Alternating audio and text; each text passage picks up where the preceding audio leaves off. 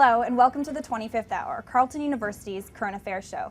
I'm Samantha Pollock. And I'm Keon Kushnevis. And we're here at Ottawa City Hall, where local politicians do their best to keep our city running smoothly, and where Ottawa residents can come for important services. Today on the program, we'll bring you stories from all around Ottawa on everything from marriage to sports to healthy living. Here at the Government Service Centre, you can come to get your health card registered, renewed, or replaced. Health cards give us access to the medical treatments that we need to stay healthy. The Toronto Women's Bookstore hosts many events like this for Sheila and other activists so that they have the opportunity to showcase their work for a like-minded audience. Samantha Pollock, CSCA News. Good afternoon. Thanks for joining me for your latest weather update. I'm Samantha Pollock, and currently it is 13 degrees in Toronto. The sky is sunny, it's clear, and I hope you've been taking advantage of this lovely spring-like weather. Council meets in the modern wing of City Hall. The Heritage Building you see behind us is also part of City Hall, but was originally Ottawa's Teachers College when built in 1874. But the question remains, do boys and girls really learn differently? And is separating them a good idea? Jillian Bender has the story. I'm here at City Hall with Mayor Larry O'Brien to discuss the recent developments at Lansdowne Park. Thanks for joining us. Well, my pleasure to be here today.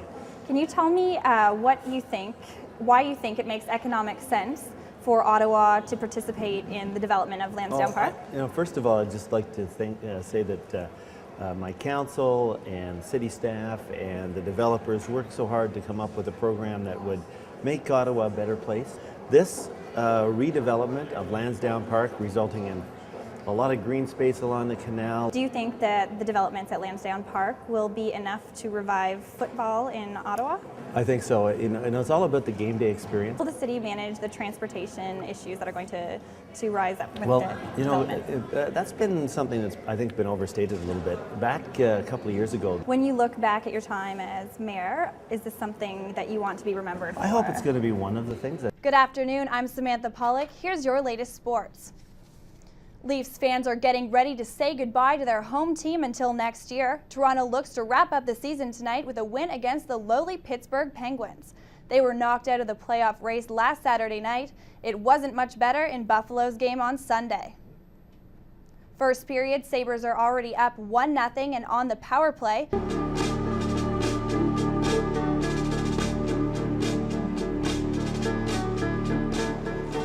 For many immigrants, leaving their homeland behind and embracing life in a new country may be a challenge. They might feel lost somewhere between their old world and the new. But for those who identify as gay or lesbian, Canada offers the chance to live a more open lifestyle. Santa Choi has more. My name is Stephen Page. I'm sorry for running, ladies. Like many borrowed American trends, celebrity influence is being used more and more in Canadian politics. The lead singer of the Bare Naked Ladies, Stephen Page, is first to admit that his political awareness began as a teenager listening to the Smiths, Paul Weller, and Billy Bragg. Those kinds of records made me politically aware and made me understand that that can go hand in hand with being an artist and an honest, responsible citizen.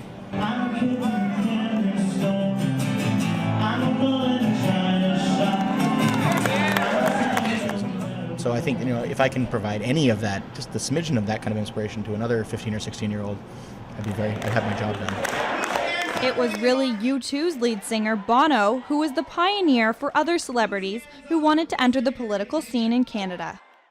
Even with big names like Bono and Page leading this trend, there are some voters and fans who would prefer these artists stick to their music and stay out of politics.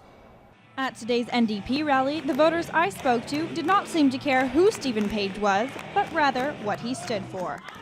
This guy here is like us. He's an ordinary person. That's why he's a member of an NDP. He's an ordinary person, thinks in ordinary ways. If I'm allowed to have a vote, I should be allowed to have a voice as well. These are the true Canadian values, and we must Samantha Pollock, CSCA News. City Hall is best known as a site for municipal debate, where politicians and residents hash out local issues for what may seem like an eternity. But here, city officials conduct civil marriages, and unlike council debates, these are actually supposed to last forever. But walking down the aisle isn't as easy as just saying I do. The growing wedding industry is full of excessive and expensive options. For many couples, the high price tag and the stress to plan the perfect wedding can turn what is supposed to be one of the happiest days of their lives into the most stressful. In our final story, Meredith Healy speaks to several couples who do their very best to budget their big day. Well, Darren, York University is situated near one of Toronto's most notoriously violent areas.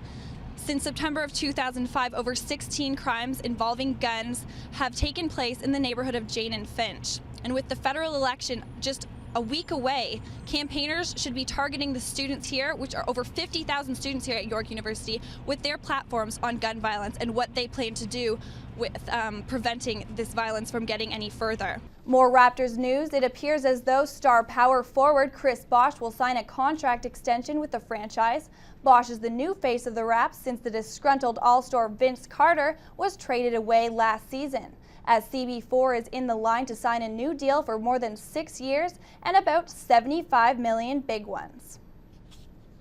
That's it for sports. Thanks for joining me. I'm Samantha Pollock. We'll be back after this break.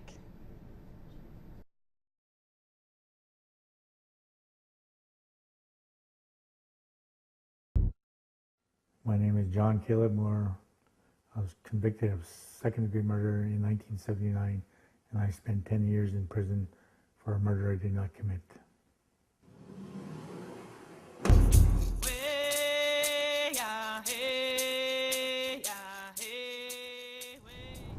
I'm Alexis Baudry, and parkour is my drug.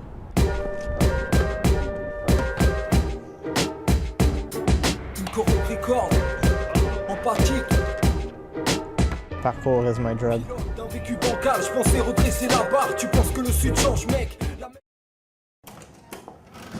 And that's our show for today. Thanks for joining us. I'm Samantha Pollock. And I'm Keon Kashnevis from Ottawa City Hall.